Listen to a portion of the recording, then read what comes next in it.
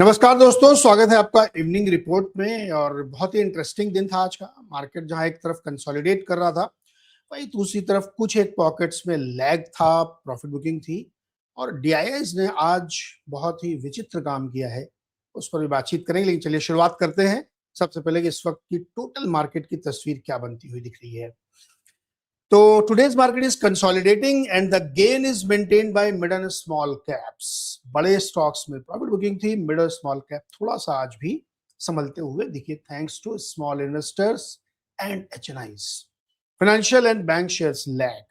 पूरा banking pack financial share में आज प्रॉफिट बुकिंग कह लीजिए या थोड़ा सा दबाव कह लीजिए या कंसोलिडेशन कह लीजिए, वो था। विप्रो अनाउंस्ड बाईबैक, उन्होंने बाईबैक अनाउंसमेंट किया है। और DIIs not FIIs are now selling on the market. इसको आगे देखेंगे, बड़ा नंबर है आज का। तो क्या तस्वीर बनी है? निफ्टी बहुत अच्छी शुरुआत हुई थी, लेकिन दिन खत्म होते होते क्लोजिंग बेसिस पे 34 पॉइंट रेड में बंद हुआ। लेकिन निफ्टी 560 पॉइंट पॉजिटिव बंद हुआ। बैंक निफ्टी 215 पॉइंट गिरा। तो अगर आप परसेंटेज टर्म में देखें तो इस स्टॉक में काफी ज्यादा गिरावट देखने को मिली, लेकिन लगभग 2.4% के आसपास। मिड और स्मॉल कैप में आप देखिए 6%, 0.6 और 0.9% के आसपास की तेजी थी यहाँ पे, और विक्स भी नीचे आया। तो मिड और स्मॉल कैप ने आज बेहतर प्रदर्शन फिर से दिखाया, और इससे साफ अंदाजा लगता है कि इंडिविजुअल रूप में एचएनआईज, वैल्यू बायर्स और स्मॉल इन्वेस्टर्स खरीदारी कर रहे हैं। तो ये है तस्वीर आपके सामने निफ्टी 50 की। 34 पॉइंट देखिए, खुला तो बहुत शानदार था, बेहतरीन गैप अप के साथ मार्केट खुला, लेकिन सस्टेन नहीं कर पाया। धीरे धीरे दिन के दौरान प्रॉफिट बुकिंग हुई और 1-1:30 बजे के आसपास तो काफी ज्यादा नीचे चला गया था, लेकिन फिर वहां से थोड़ा सा रिकवर हुआ और फाइनली 34 पॉइंट नेगेटिव बंद हुआ। 24,200 तोड़ दिया इसने, नीचे की तरफ आ गया। मैंने लगातार कहा था, आज सुबह मैंने कहा था कि 24,500 को अगर ये ब्रेक कर दे तो एक नई रेंज खुलेगी 1000 पॉइंट की, जो 25,000 के ऊपर तक ले जाएगी। और पिछले कई शोज में सर्वेंद्र हमने डिस्कस किया था कि 24,300 24,500 एक बहुत ही टफ पॉइंट होगा, जहां पे बेयर्स इंतजार कर रहे हैं कि आइए और हम लोग मिलते हैं। और आज बिल्कुल वैसा ही दिखा, क्योंकि कोई भी बुरी खबर नहीं थी, सब पॉजिटिव खबर थी। क्रूड काफी नीचे चल रहा है, करेंसी स्ट्रॉन्ग हुई, लेकिन फिर भी मार्केट सस्टेन नहीं कर पाया। अच्छा देखिए, उसका एक बहुत बड़ा रीजन है। 22,000 से अगर आप देखें तो लगभग 2,500 पॉइंट की रैली इस मार्केट ने दिखाई है। तो एक स्वाभाविक प्रॉफिट बुकिंग बनती है, उसमें कोई बुरी बात नहीं है, और मार्केट ऐसे ही चलना भी चाहिए। अगर एक साथ वो केवल ऊपर ही ऊपर जाएगा तो वो भी ठीक नहीं है। तो आज कंसोलिडेशन मार्केट में हमने देखा। बैंक निफ्टी का भी सेम पैटर्न था, बिल्कुल बहुत अच्छा खुला लेकिन सस्टेन नहीं कर पाया। इनफैक्ट निफ्टी से ज्यादा दिक्कत बैंक शेयर्स में दिख रही थी। पूरे बैंकिंग एंड फाइनेंशियल पे, बीएफएसआई कह लीजिए आप, लगातार वहां पे प्रेशर था, बड़े बड़े दिग्गजों के ऊपर प्रेशर था, और वो थोड़ा थोड़ा नरम होते चले गए। और यहाँ पे भी आप फिलहाल ट्रेंड कंसोलिडेशन का मान के चलिए, क्योंकि ऐसी कोई बड़ी गिरावट भी नहीं हुई है। अगर एकदम फ्लैट बंद होने मार्केट तो इसको कंसोलिडेशन ही मानना चाहिए।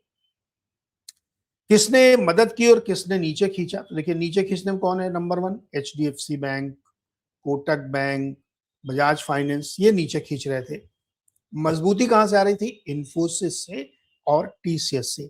आईटी पैक आज बेहतर दिख रहा था, क्योंकि एक तो जब सब नहीं चलता है तो आईटी में थोड़ी सी रौनक आती है। और एलएनटी ने भी सपोर्ट किया। बाकी टर्नल, हिंडाल्को शायद बहुत अच्छा प्रदर्शन था हिंडाल्को का, लेकिन एक अकेला स्टॉक है, उसमें कितना मतलब वेटेज नहीं पहुंच जाता, इसलिए उसको उतनी ज्यादा इंडेक्स लेवल पे तवज्जो नहीं है। बाकी अडानी पोर्ट, बीएल वगैरह भी थोड़ा बहुत सपोर्टिव है। लेकिन इधर देखिए, टाइटन, महिंद्रा एंड महिंद्रा, भारती, ये सब मार्केट को नीचे की तरफ लेके आ रहे थे। तो क्लियरली ये दिख रहा है कि बैंक एंड फाइनेंशियल्स में प्रेशर था। और पूरा अगर आप हीट मैप देखेंगे तो आप गौर से देखिए इसमें कि जितने रेड या पिंक स्पॉट्स हैं वो सब लार्ज कैप के हैं। HDFC bank, Bajaj finance, Kotak, ONGC, Bharti, मतलब राइट लेफ्ट किधर भी देखेंगे ना तो लार्ज कैप में प्रेशर दिख रहा है। छोटे मझोले शेयरों में ज्यादा बेहतर प्रदर्शन दिखा, ग्रीनरी आपको वहीं दिखेगी। तो हीट मैप से ये अंदाजा लग रहा है कि कंसोलिडेशन का मोड था। इसको और कंफर्मेशन देते हैं हम लोग आगे स्टॉक्स में देखिए इन्फोसिस आज का सबसे ज्यादा मददगार साबित हो रहा था। एक 1.25% के आसपास ऊपर गया। एल&टी से मजबूती आती हुई दिख रही थी, लेकिन एचडीएफसी बैंक लगभग 0.25% नीचे आया और 800 के नीचे इसने अपनी क्लोजिंग दी, बिल्कुल डे लो पे जाके बंद हुआ है। तो चला भी था बहुत यार, 730 से मेरे ख्याल में ये लगातार ऊपर की तरफ गया था, या और नीचे से भी चलता चलता ऊपर गया, और अब देखिए संभल नहीं पाया और प्रॉफिट बुकिंग इसमें भी आ गई। इसको देख के जो मैं बार बार कर रहा हूँ कि कंसोलिडेशन इसको समझना चाहिए, तो आप देखिए साफ साफ दिख रहा है कि निफ्टी 50 में 50-50 25-25, 500 में 328 तेजी के साथ, 172 कमजोरी के साथ, तो यहाँ पे भी एक बेटर प्रदर्शन दिखा। और बैंक में आप देखिए 8 गिरे हैं, 6 चले हैं, और टोटल में आप देखेंगे तो 2:1 का रेशियो, यानी 2 स्टॉक मजबूत थे, 1 स्टॉक कमजोर था।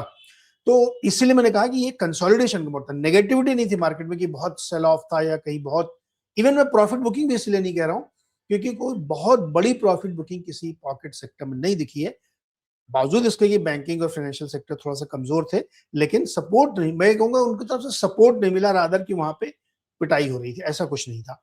तो इसीलिए कंसोलिडेशन एक ज्यादा सही शब्द होगा आज के बाजार को डिस्क्राइब करने के लिए।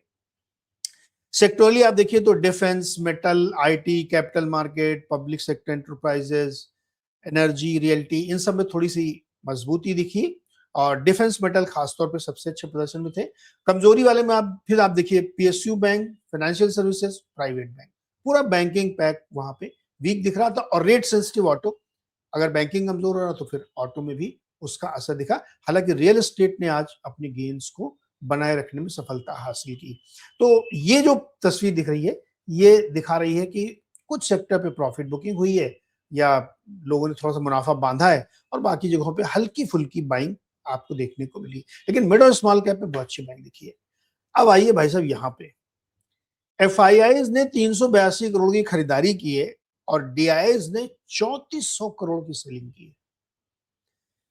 इसको मैं इंटरप्रेट कर देता हूं, पिछले समय तक लगातार लार्ज कैप में जो भी बाइंग हुई है, अगर एफआई सेल कर रहा था और वो बाई कर रहे थे, स्पेशली बैंक एंड फाइनेंशियल्स में, तो आज बैंक और फाइनेंशियल्स में जो प्रॉफिट लेके हल्के फुल्के निकले वो यही लोग हैं, म्यूचुअल फंड वाले, क्योंकि इनको खरीदना है स्मॉल और मिड कैप में, तो थोड़ा बहुत उधर पैसा डिप्लॉय कर रहे होंगे, बाकी इंडिविजुअल कर रहे हैं, एचएनआई कर रहे हैं, वैल्यू बायर कर रहे हैं, जो अपनी चर्चा रोज सुबह हो रही पिछले कई दिनों से, 15 दिन से, की वैल्यू बाइंग आप कर लीजिए, यहाँ पे मौका है आपका।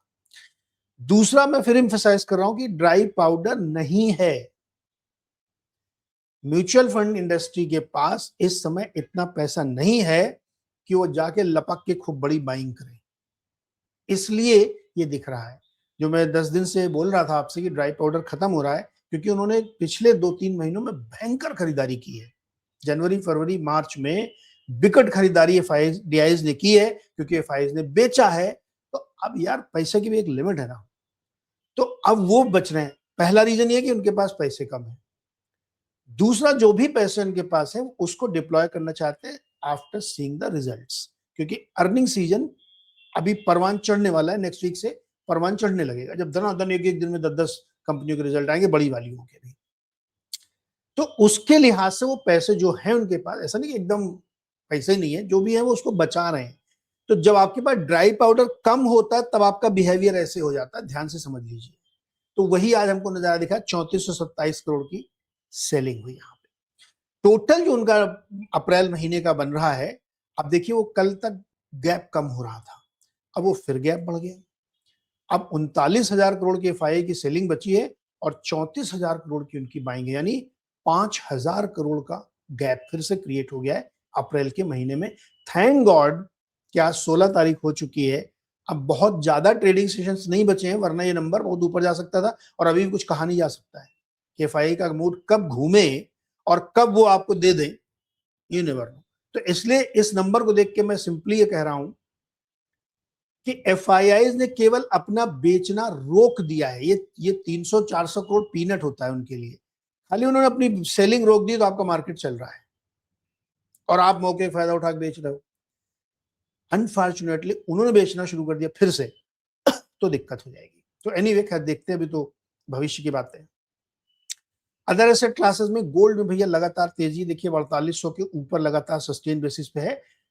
कंसीडरिंग कि डॉलर कमजोर हो रहा है, क्रूड ऑयल नीचे है, तो उसका फायदा गोल्ड ले रहा है। सिल्वर 80 क्रॉस नहीं कर पा रहा, सिल्वर थोड़ा सा अटक रहा है, लेकिन एमसीएक्स में चूंकि करेंसी का भी इंपैक्ट है, तो देखिए 154 और 252 के आसपास से पहुंच गए हैं। ब्रेंट ऑयल और WTI में बिल्कुल बढ़िया कोरिलेशन बन गया है कि वो नीचे रहेगा, वो ऊपर रहेगा, और 96 92 96 92 के लेवल पे वो अटके हुए हैं, ना उससे ऊपर जा रहा, ना पूरा समय उन्होंने गुजार दिया उसी के आसपास से बने हुए हैं। और जो बॉन्ड यील्ड है उसको आप देखेंगे तो 6.87 और रुपया हमारा 93.25 पे है, कोई खास मोमेंटम नहीं आया है। विप्रो में अनाउंसमेंट हुआ है कि बाईबैक होगा, तो 250 रुपए का प्राइस इन्होंने बाईबैक का रखा। आज करंट मार्केट प्राइस 210 रुपए 26 पैसे है। टोटल बाईबैक का साइज है 15,000 करोड़ रुपए, यानी बाईबैक पे 15,000 करोड़ खर्च किए जाएंगे। रिकॉर्ड डेट भी अनाउंस हो जाएगी। इसके नतीजे भी आए हैं, नतीजे अच्छे नहीं हैं। मैं उसके डिटेलिंग में भी इसलिए जा रहा हूँ क्योंकि कल सुबह हम लोग उसको डेफिनेटली डिस्कस करेंगे, क्योंकि इम्पैक्ट तो कल ही आएगा जो भी आना होगा। नतीजे अच्छे नहीं है, डॉलर रेवेन्यू में अभी भी दिक्कत बनी हुई है, तो नतीजे वीक हैं और बाईबैक का सपोर्ट है। देखते हैं कल क्या होता है। लेकिन ये खबर लास्ट वीक भी आ चुकी थी जब उन्होंने अनाउंसमेंट किया था, तो 187 से 210 की जर्नी ऑलरेडी ये स्टॉक कर चुका है। इतना इशारा आपके लिए काफी है। देखते हैं कल क्या होगा। तो टोटल इवनिंग रिपोर्ट आपकी क्या बोल रही है कि इस वक्त जो हमारा मार्केट है वो कंसोलिडेशन के मोड में है, लेकिन हमारे डीआईआईज ने आज अच्छी बिकवाली की, 3,500 करोड़ की बिकवाली उन्होंने कर डाली है, क्योंकि अब उनको लग रहा है कि पैसा और जगहों पे डिप्लॉय करने के लिए उनको चाहिए। तो अपने पास होता तो बेचते नहीं है, तो चर्निंग है, ये सिंपल चर्निंग के थ्रू इन्होंने करने की कोशिश की है। इंटरनेशनल फ्रंट से अभी कोई बहुत बड़ी खबर आ नहीं रही है। ट्रम्प साहब ने अभी तक कोई ट्वीट नहीं किया, थैंक गॉड, वो ना ही करें तो बेहतर है। तो उससे हमें देख के लग रहा है। और यूएस मार्केट आज भी स्ट्रेंथ दिखा रहे हैं। एज ऑफ नाउ फ्यूचर्स में कोई दिक्कत दिख नहीं रही है। तो होपफुली कल मार्केट कैसा खुलेगा, अभी इसमें 12-14 घंटा बाकी है, तो हम लोग उसको इंतजार करेंगे और कल सुबह 6:55 पर फिर हम लोग इस पर डिस्कस करेंगे। आज के लिए इतना ही। इवनिंग रिपोर्ट अगर आपको पसंद आती है तो लाइक करिए, शेयर करिए, सब्सक्राइब जरूर करिए और अपने दोस्तों के साथ शेयर करिए और कमेंट करके हमें बताइए कि आपको क्या पसंद आया, क्या नहीं पसंद आया। Thank you so much.